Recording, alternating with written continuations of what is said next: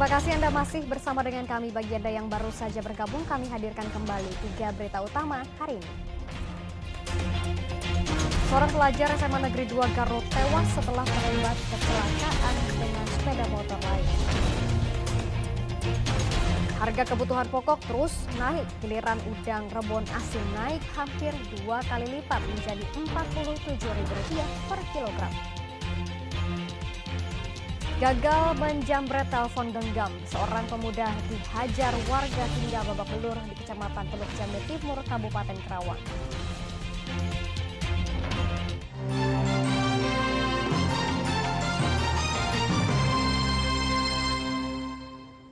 Harga sejumlah bahan pokok di sejumlah daerah di Jawa Barat terus merangkak naik. Di Pantura Subang, harga ikan asin naik nyaris 2 kali lipat akibat cuaca buruk dan naiknya harga garam.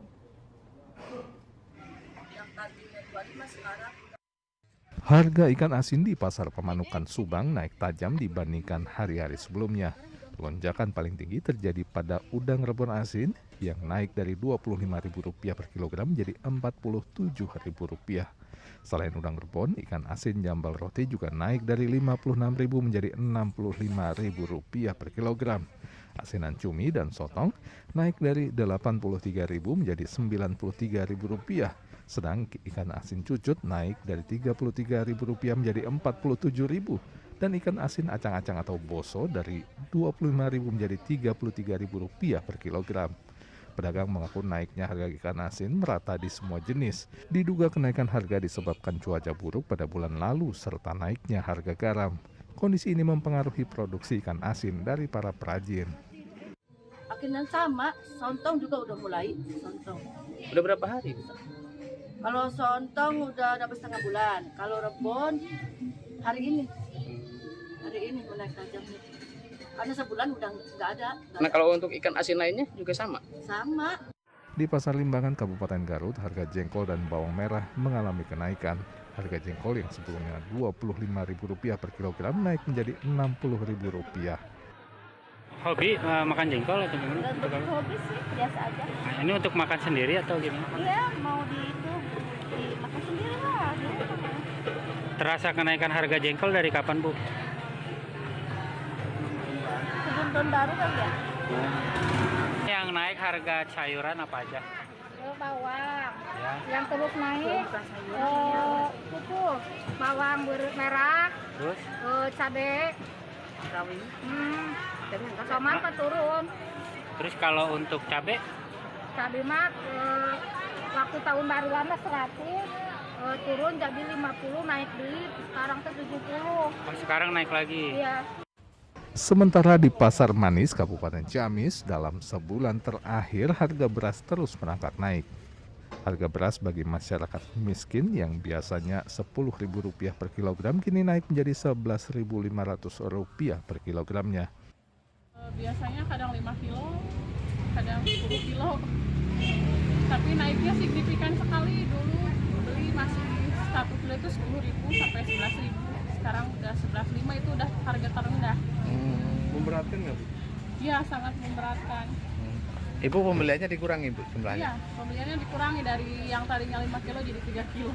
Harapannya semoga harganya kembali turun, apalagi sebentar lagi memasuki bulan puasa. Gitu, pasti kan kebutuhan semakin banyak gitu. Ya, harapannya ya semoga bisa 10.000 lagi kayak dulu gitu. Menurut pedagang, harga beras naik karena pasokan yang semakin berkurang. Bahkan dari Lubuk Padi di Ciamis, daerah Lakbok sudah tidak bisa lagi mengirim beras. Hampir tiap hari sih naik. Berapa kenaikannya, Pak? Paling 100, nggak gede sih, cuma 100. Itu sejak kapan itu kenaikan ini terus? Udah hampir sebulan ini kan terus Terus naik. Pak, Itu kenapa? Pasokannya kan berkurang, susah, nyarinya susah. biasanya Bapak pasokan dari mana, Pak? Sekarang dari daerah Majena, ada dari Wanareja, ada dari Cirebon, terus dari sana. Yang sekarang sudah mulai berkurang memasuk daerah mana, Pak? Nah, dari daerah Lakbok udah mulai berkurang. Warga berharap pemerintah segera turun tangan mengatasi gejolak kenaikan harga pangan yang terjadi di sejumlah daerah ini. Tim Liputan melaporkan. Kita ke informasi lainnya, pemerintah Kota Bandung mendorong Kementerian Perdagangan untuk meningkatkan pasokan minyak goreng bersubsidi minyak kita ke Kota Bandung. Pemkot Bandung juga berencana akan melakukan operasi pasar di sejumlah titik.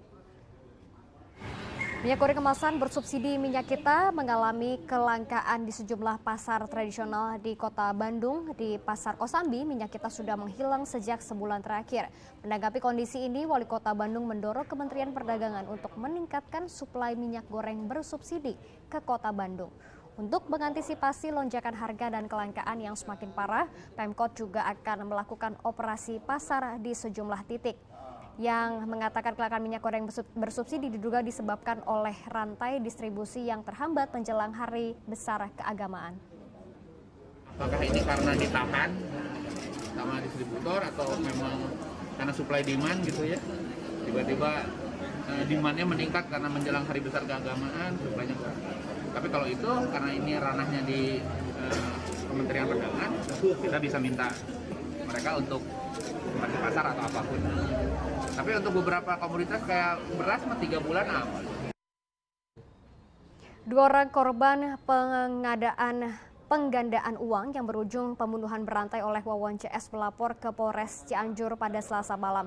Kedua korban mengaku telah menyetorkan uang ratusan juta rupiah kepada Wawon CS selama bekerja menjadi TKI karena tergiur tawaran keuntungan yang berlipat.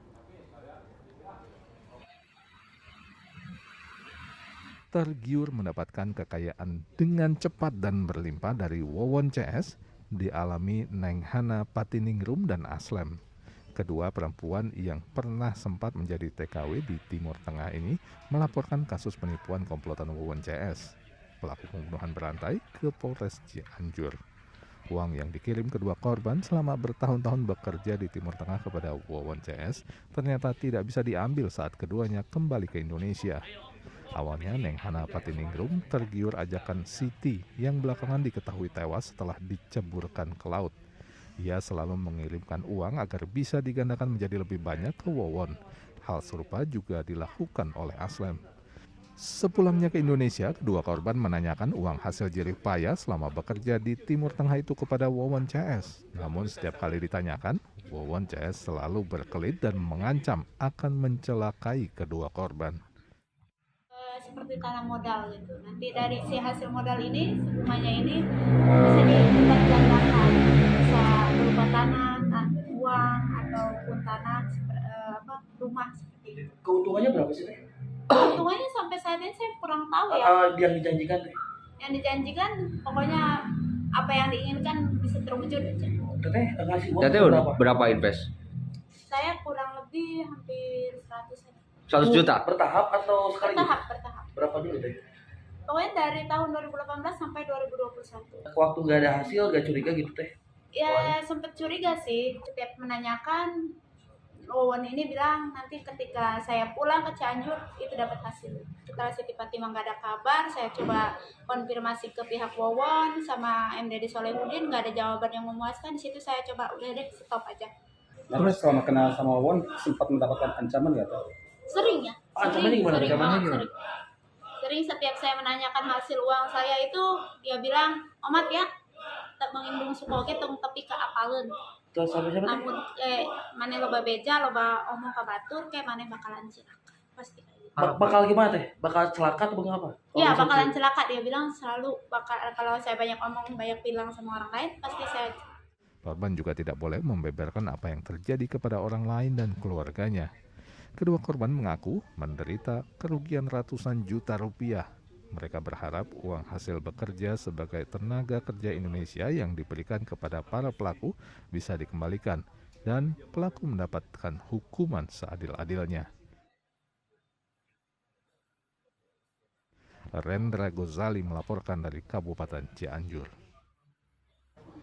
Tewasnya Selvi Amalia, mahasiswi yang diduga tertabrak iring-iringan kendaraan Polda Metro Jaya di Cianjur beberapa waktu lalu meninggalkan kesedihan yang mendalam bagi pihak keluarga. Keluarga meminta kepolisian agar kasus tabrak lari Selvi Amalia Nureni tersebut diusut dengan jujur dan transparan. Kasus tewasnya Selvi Amalia yang berusia 19 tahun itu mahasiswa Universitas Surya Kencana akibat tertabrak iring-iringan mobil rombongan Polda Metro Jaya saat melintas di Jalan Raya Cianjur, Bandung, Kecamatan Karangtengah, Kabupaten Cianjur pada 20 Januari lalu terus bergulir. Oleh keluarga, Selvi dikenal sebagai pribadi yang baik, ceria, dan menjaga sopan santun. Bagi keluarga, kepergian Selvi dengan tragis meninggalkan kepedihan yang mendalam. Warga meminta agar kasus tabrak lari Selvi Amalia Nuraini diusut dengan jujur dan transparan kepada keluarga dan juga masyarakat. Saya pihak berwajib ini benar-benar PR besar untuk menyelesaikan kasus keponakan saya ini. Mohon diusut, diselesaikan dengan sejujur-jujurnya, dengan setransparan mungkin, semua untuk keadilan tentunya ya. Harapan kami tidak ada lagi yang dikecewakan.